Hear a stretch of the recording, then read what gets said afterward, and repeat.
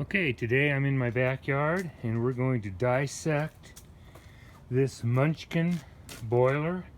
It's a 399,000 BTUs and approximately 15 years old, and we have been trying the last few years to keep this thing running, replace the controls, blower, all the electronics, and it lasted a couple years and they all started failing again, so we decided to tear it out and replace it.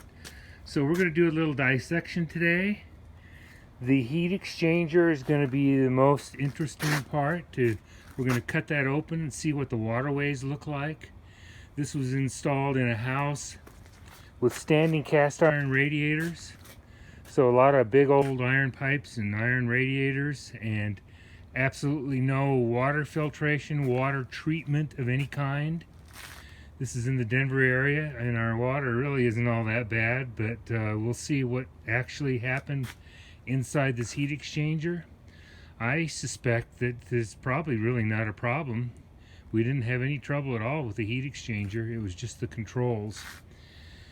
And these old boilers, after many generations of new boilers since then, since this one, it's hard to get parts, if they even make the parts anymore. So we're gonna cut this thing open and see what it looks like.